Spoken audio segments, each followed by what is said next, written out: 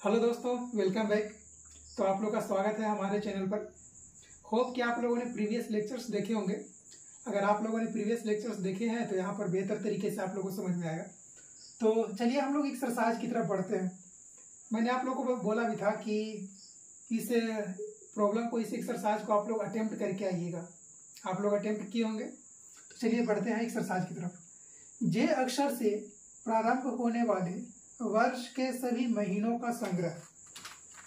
तो कौन कौन सा मंथ है जो जे लेटर से स्टार्ट होता है? जनवरी, जून, जुलाई। तो ये सेट है कि नहीं है? ये बिल्कुल सेट है। ये वेल डिफाइंड सेट है, सुपरिभाषित है। ठीक है, क्योंकि जनवरी, जून और जुलाई के अलावा कोई भी ऐसा मंथ का नेम नहीं है जो जे से स्टार्ट होगा। अगला देखिए, भारत के 10 सबसे प्रतिभाशाली लेखकों का संग्रह। हो सकता है कि आपके आधार पर जो प्रतिभाशाली लेखक हैं वो मुंशी प्रेमचंद हैं। मेरे अनुसार माखनलाल चतुर्वेदी हैं। ठीक है, हरिवंश राय बच्चन है। तो पर्सन टू पर्सन ये जो कलेक्शन है प्रतिभाशाली लेखक है वो वेरी कर सकता है। तो ये वेल डिफाइंड डेटा नहीं है। तो जैसे वेल डिफाइंड डेटा नहीं होता उसको हम लोग समूचे नहीं कहते। तो ये समूचे नहीं होगा। अगला देखिए, विश्व के सर्वश्रेष्ठ 11 बल्लेबाजों का संग्रह। हो सकता है आपके आधार पर जो सबसे बेहतर बल्लेबाज हो सचिन तेंदुलकर, मेरे अनुसार सुनील गावस्कर हो, एम एस धोनी हो, विराट कोहली हो। तो ये भी पर्सन टू पर्सन वेरी कर सकता है। तो जैसी पर्सन टू पर्सन इंसान या फिर व्यक्तिगत व्यक्ति इस जैसे डेटा वेरी करना शुरू करता है उसको हम लोग समूचे नहीं कहते हैं। उसको हम लोग संग्रह कह सकते हैं लेकिन उसको समूचे नहीं कहते हैं। समूचे का डिफिनेशन क्या बोले थे आपको? कि हर इंसान के लिए, हर व्यक्ति के लिए वो डेटा कॉमन होना चाहिए। अगर हम बोल रहे हैं कि there are 8 planets in solar system, तो अगर मेरे अनुसार 8 प्लैनेट्स है तो जो इंसान अमेरिका में बैठा हुआ है उसके लिए भी सोलर सिस्टम में 8 प्लैनेट्स ही होंगे। ठीक है, अगला देखिए, आपकी कक्षा के सभी बालकों का संग्रह। आपके कक्षा में जितने भी बालक हैं उसका कलेक्शन एक वेल डिफाइंड डेटा है। ठीक है, ये भी क्या होगा? ये भी एक समूचे होगा, ये भी एक सेट होगा। आगे देखिए, 100 से कम सभी प्राकृत संख्याओं का संग्रह। कौन कौन सा नेचुरल नंबर है जो 100 से कम है?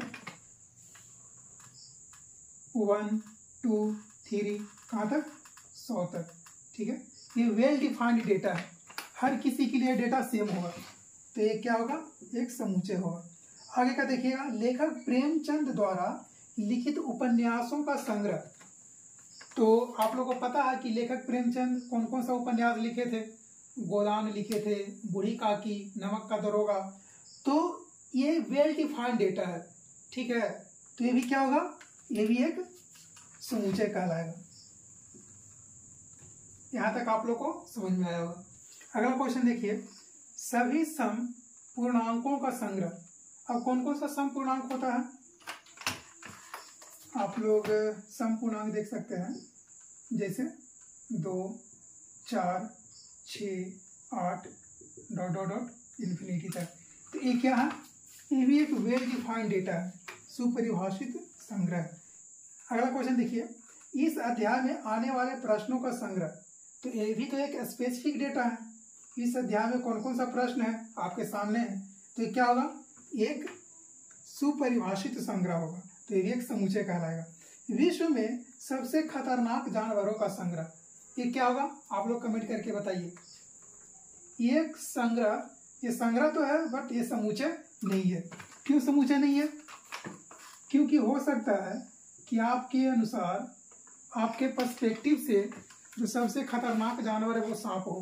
किसी और के आधार पर हो सकता है शेर हो, चीता हो, कुत्ता हो, बिल्ली हो, मेंढक हो, कॉकरोच हो। ठीक है, तो ये पर्सन टू पर्सन, व्यक्तिगत व्यक्ति ये डेटा वेरी कर रहा है, इसलिए ये समूचे नहीं होगा। चलिए क्वेश्चन 2 देखते हैं। मान लीजिए हमारे पास एक सेट है, समूचे ए बराबर 1, 2, 3, 4, 5, 6। रिक्त स्थानों में एप्सिलॉन अथवा, देखिए यहाँ पर ये जो चिन्ह है इसको हम लोग पढ़ते हैं एप्सिलॉन। ठीक है। और यहाँ पर ये जो दिया हुआ है, अगर एप्सिलॉन लिखा हुआ है तो यहाँ पे बोलेंगे बिलोंग्स टू, और इस तरह से अगर एप्सिलॉन करके काट दिया गया है तो इसको बोलेंगे डज नॉट बिलोंग्स टू। ये चीज आप लोग ध्यान रखिएगा, दोनों साइन का मतलब आप लोगों को पता होना चाहिए। और देखिए मान लीजिए क्वेश्चन है, मान लीजिए ए बराबर ये कोई आपके पास अवयव दिया हुआ है, इस तरह से सेट बना हुआ है। अब यहाँ पर रिक्त स्थानों में बिलोंग्स टू और does not belongs to fill up करना है। अब देखिए 5 जो एलिमेंट है, इसमें 5 एलिमेंट है क्या? हाँ 5 एलिमेंट तो है। तो 5 एलिमेंट सेट ए का अवयव है कि नहीं है? तो इसमें क्या भरेंगे? Belongs to. 8 सेट ए का अवयव है कि नहीं है? इसमें देख रहे हैं 8 नहीं है, तो क्या बोलेंगे इसमें? Does not belongs to. 0 set A का अवयव है, नहीं है, तो क्या लिखेंगे इसमें? Does not belongs to. 4 set A का अवयव है, हाँ बिल्कुल है, तो क्या बोलेंगे इसमें? Belongs to. 2 सेट ए का अवयव है, बिल्कुल है, तो क्या बोलेंगे? Belongs to. 10 सेट ए का अवयव है, नहीं है, तो क्या बोलेंगे? Does not belongs to. यहां तक आप लोग नोट करिएगा। चलिए हम लोग क्वेश्चन नंबर 3 की तरफ बढ़ते हैं। देखिए यहाँ पर जो क्वेश्चन लिखा हुआ है ये समूचे निर्माण रूप में लिखा हुआ है, सेट बिल्डर फॉर्म में लिखा हुआ है, उसी को हम लोग प्रॉपर्टी फॉर्म भी बोलते हैं। इसको किसके रूप में लिखना है? रोस्टर फॉर्म में लिखना है, ठीक है, ये टेबुलर फॉर्म इसको बोलते हैं। तो यहाँ पर लिखा हुआ है a is equal to x such that x एक पूर्णांक है और x लाइज बिटवीन -3 to 7। ये लिखा हुआ है सेट बिल्डर फॉर्म में, ठीक है, ये प्रॉपर्टी फॉर्म में। हमको इसको लिखना है रोस्टर फॉर्म में। x कहाँ से कहाँ तक लाई करेगा? -3 से 7 के बीच में, तो -2 -1 0 1 2 3 4 5 6। यहाँ पर 3 और 7 को -3 और 7 को हम लोग शामिल नहीं कर रहे हैं। क्यों नहीं शामिल कर रहे हैं? क्योंकि यहाँ पर जो ब्रैकेट है, यहाँ पर जो ब्रैकेट है, यहाँ पर ओपन ब्रैकेट है। अगर यहाँ पर इक्वालिटी होल्ड करता तब यहाँ पर हम लोग 7 को और -3 को शामिल करते। क्योंकि यहाँ पर इक्वालिटी नहीं है तो इसीलिए हम लोग इसके बीच के नंबर्स को यहाँ पर लिख रहे हैं। तो आप लोगों को समझ में आ रहा ना? देखिए आप लोग अगला question, b is equal to x such that x संख्या 6 से कम एक प्राकृत संख्या है। अब प्राकृत संख्या है 6 से कम है, ठीक है, तो इसको रोस्टर फॉर्म में कैसे लिखेंगे? b is equal to 1 2 3 4 5।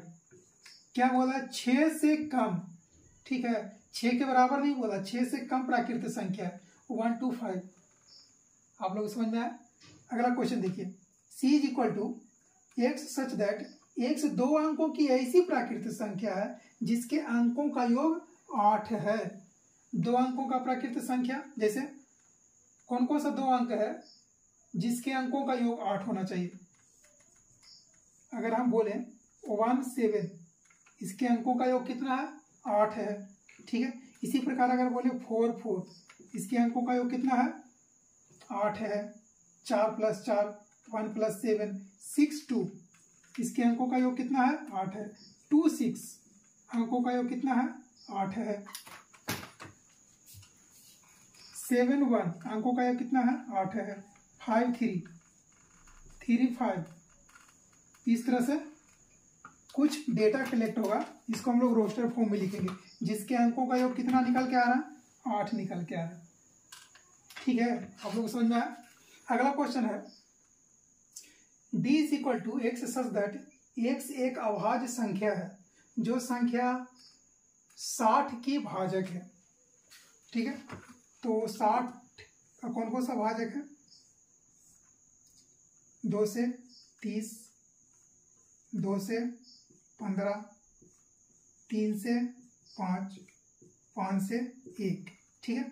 अब यहाँ पर d बराबर लिखेंगे हम 2 2 3 5, 2 2 3 5। लेकिन हम ऑलरेडी आप लोगों को बताए थे कि जब हम लोग रोस्टर फॉर्म लिखते हैं तो उसमें किसी भी एलिमेंट का रिपीटेशन अलाउड नहीं है।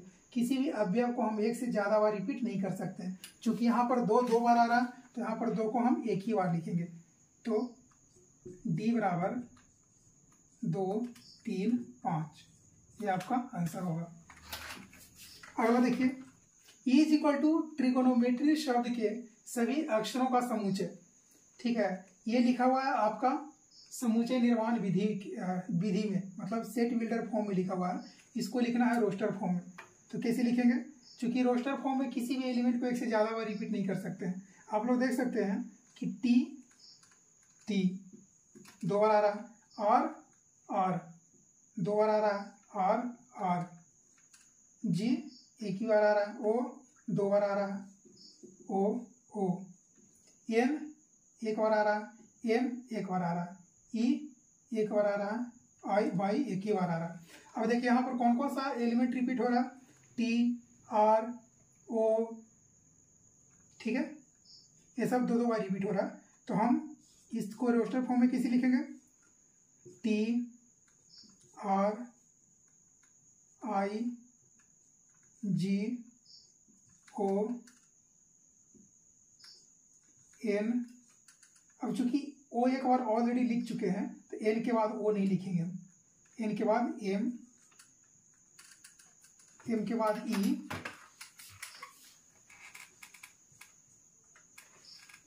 E के बाद T हो चुका है, R भी हुआ है, Y नहीं हुआ है, Y।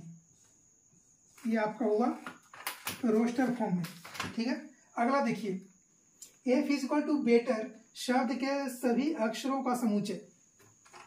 तो कैसे लिखेंगे इसको? F बराबर BETTER। चूंकि E 2 बार रिपीट हो रहा है, E यहाँ पर भी है, T यहाँ पर भी है, T यहाँ पर भी है। इसको कैसे लिखेंगे हम लोग? BETTER।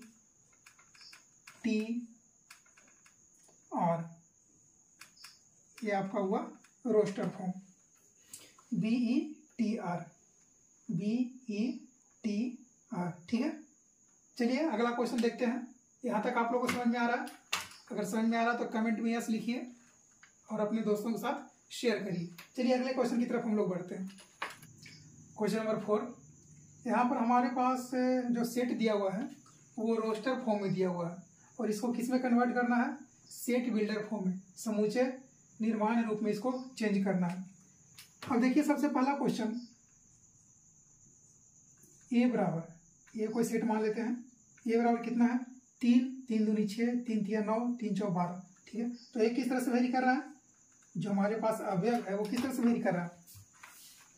x such that x is equal to 3n, sorry 3n। ठीक है, where n belongs to, n कहाँ से कहाँ तक लाई कर रहा है? n लाई कर रहा है 1 से लेकर 4 तक, 1 से 4 तक। देख लीजिए यहाँ पर बेहतर तरीके से, a is equal to x such that x is equal to 3n। ठीक है, 3 के मल्टीप्लीकेशन में है, 3 3 दूनी 6, 3 तिया 9, 3 चौ 12, और n कहाँ से कहाँ तक है? 1 से 4 तक। मैक्सिमम वैल्यू 4, 3 चौ 12 और मिनिमम वैल्यू 3, 3 इकाई 3। ठीक है, अगला क्वेश्चन देखिए, यहाँ पर रोस्टर फॉर्म में लिखा हुआ है 2 2 के पावर 2 4, 2 के पावर 3 8, 2 के पावर 4 16, 2 के पावर 5 32। ठीक है, तो यहाँ पर मान लेते हैं कोई सेट बी है। अब यहाँ पर किस तरह से वेरी कर रहा है? X such that x is equal to 2 to the power n। ठीक है, अब जहाँ n कहाँ से कहाँ तक है? 1 से 5 तक है, where n lies between 1 to 5, as simple as that। बहुत आसान है। अगला क्वेश्चन देखिए, हमारे पास रोस्टर फॉर्म में लिखा हुआ है 5 25 125 625। इसको बनाना है सेट बिल्डर फॉर्म में। कैसे बनेगा? क्वेश्चन का पैटर्न देखिए आप लोग किस तरह से वेरिएशन है। 5 का square 25, 5 to the power 3 125, 5 to the power 4 625। ठीक है, तो यहाँ पर मान लीजिए कोई सेट सी है, तो set C is equal to x such that x is equal to 5 to the power n, जहाँ n कहाँ से कहाँ तक लाई कर रहा है। अगर n के स्थान पर 1 डालते हैं तो 5 आएगा, n के स्थान पर अगर 4 डालते हैं तो 625 आएगा। तो मतलब n का जो मिनिमम वैल्यू है वो कितना आएगा 1, और n का जो मैक्सिमम वैल्यू है वो कितना है 4 है।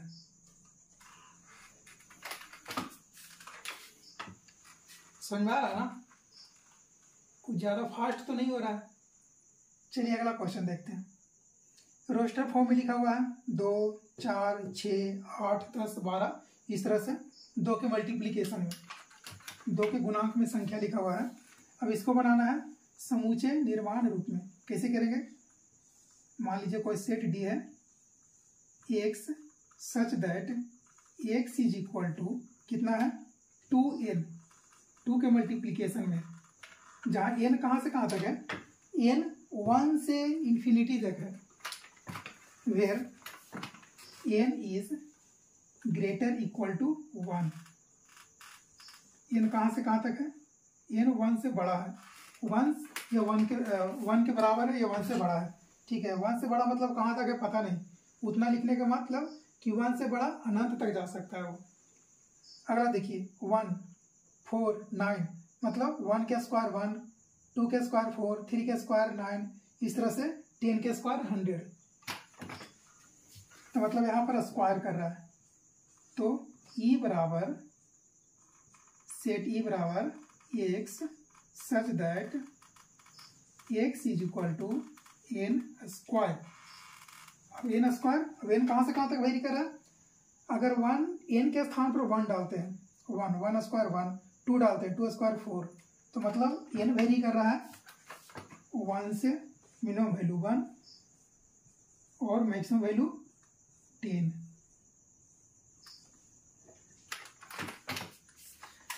इतना क्वेश्चन में आप लोग को अगर कुछ भी डाउट हो तो कमेंट करके बताइएगा, ठीक है। आगे बढ़ें, चलिए आगे बढ़ते हैं, अगले क्वेश्चन की तरफ बढ़ते हैं। क्वेश्चन नंबर 5, निम्नलिखित समुच्चयों के सभी अवयवों को सूचीबद्ध कीजिए।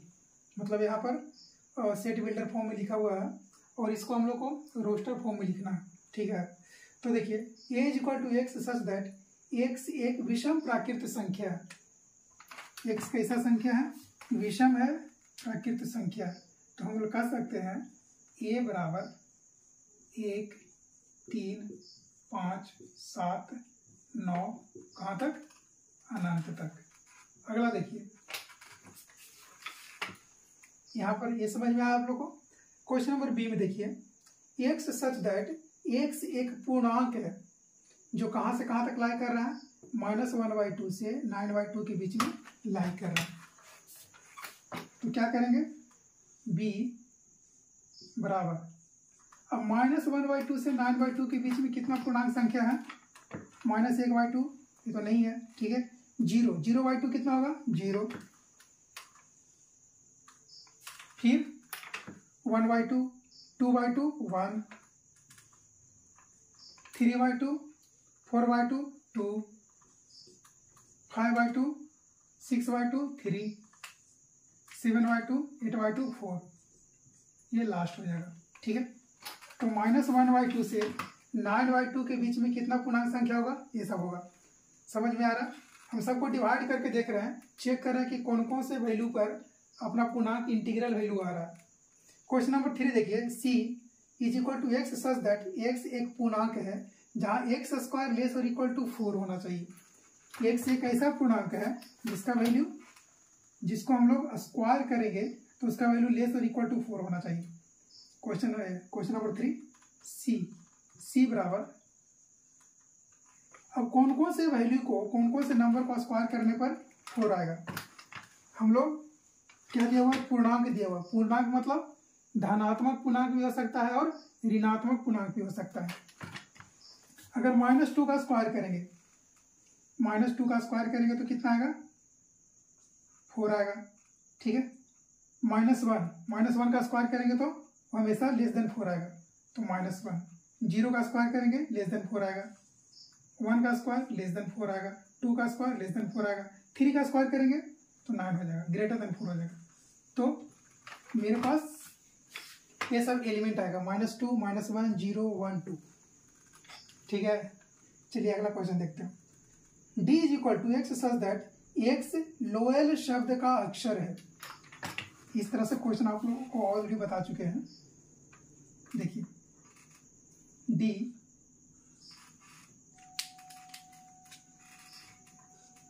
D बराबर लोएल, लोएल में देखिए L 2 बार रिपीट हो रहा है, L L। ठीक है, तो हम क्या करेंगे, L O बाई ए, लोया। देखिए L O by A, last में L नहीं होगा क्योंकि अगर लास्ट में L लिख देंगे तो वो रिपीटेड वैल्यू हो जाएगा। अगला देखिए एक्स सच दैट एक्स वर्ष का एक ऐसा महीना जिसमें 31 दिन नहीं होते हों। कौन कौन सा महीना है जिसमें 31 दिन नहीं आता है? वर्ष का एक ऐसा महीना जिसमें 31 दिन नहीं आते हैं, कौन कौन सा है? देखिए जनवरी फरवरी, जनवरी तो 30 दिन का होता है, फरवरी 28 से 29, मार्च अप्रैल, अप्रैल जनवरी फरवरी मार्च अप्रैल, जनवरी फरवरी मार्च अप्रैल मई जून, जून जुलाई अगस्त सितंबर,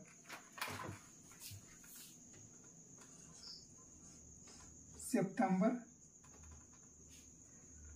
अक्टूबर नवंबर, फिर दिसंबर 31। तो ये अपने पास मंथ है जिसमें कितने डेज होते हैं? Less than 30 days, 31 days.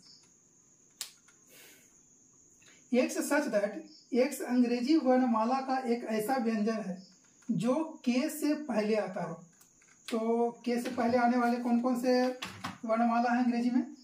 F में देखिएगा, A B C D E F G H I J. अब देखिए इसमें बोला सिर्फ व्यंजन को काउंट करना है। व्यंजन मतलब ए गया, ई गया, आई गया, बचेगा कौन कौन सा? B C D F G H J. ये सब अपना आंसर होगा। यहाँ तक आप लोग नोट करिएगा। अगर कोई भी चीज़ समझ में नहीं आ रहा होगा आप लोगों को तो कमेंट में ज़रूर बताइएगा, ठीक है, ताकि उस चीज़ को हम अगले लेक्चर में समझा सकें दोबारा, उस टॉपिक को या उस क्वेश्चन को या उस पर्टिकुलर कंसेप्ट को। ठीक है, क्वेश्चन नंबर 6 आप लोग देखिएगा। बाईं ओर रोस्टर रूप में लिखा हुआ है यहाँ पर, और दाईं तरफ जो लिखा हुआ है वो सेट बिल्डर फॉर्म में, समूचे निर्माण रूप में लिखा हुआ है। दोनों को मैच करना है। 1 3 1 2 3 6 किससे मैच होगा? 1 2 3 6। ये एक्स सच दैट एक्स एक प्राकृत संख्या है और 6 की भाजक है, तो ये मैच हो जाएगा 1 सी से। क्वेश्चन नंबर 2 देखिए, 2,3 एक्स सच दैट एक्स एक अभाज्य संख्या है और 6 की भाजक है, ये होगा ए से मैच। मैथमेटिक्स डी से मैच होगा, और 1 3 5 7 9 एक्स सच दैट एक्स संख्या 10 से कम एक विषम प्राकृत संख्या है, तो ये मैच हो जाएगा बी से।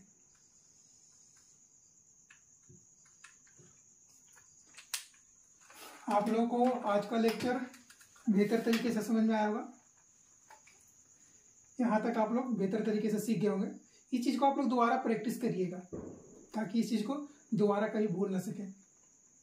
हम लोग अगले क्लास में डिस्कस करेंगे डिफरेंट टाइप्स ऑफ सेट्स, कौन कौन से सेट्स होते हैं, जैसे एम्प्टी सेट्स होते हैं, सब सेट्स होते हैं, यूनिवर्सल सेट्स होते हैं। टाइप्स ऑफ सेट्स के बारे में हम लोग डिस्कस करेंगे और बेहतर न्यूमेरिकल प्रॉब्लम्स भी सॉल्व करेंगे। अगर आप लोगों को लेक्चर अच्छा लगा होगा तो अपने दोस्तों के साथ भी शेयर करिए, और प्रतिदिन आप लोग के लिए मैथमेटिक्स का एक लेक्चर इस चैनल पर लेकर आएंगे। और हाँ, एक और अनाउंसमेंट मेरी तरफ से आप लोग के लिए रहेगा कि कल से जो नेक्स्ट लेक्चर होगा क्लास 11 का तो होगा ही, और उसके साथ साथ क्लास 12 का कैलकुलस भी स्टार्ट करने वाले हैं। तो अगर कोई आपके साथी हैं, कोई मित्र है, कोई फ्रेंड है जो ISC में है, क्लास 12th में है, तो उनको इस चैनल को रेफर करिएगा ताकि उनको भी फायदा हो और आप लोग को भी फायदा हो। फिर मिलते हैं हम लोग आपसे अगले क्लास में, तब तक के लिए जय हिंद।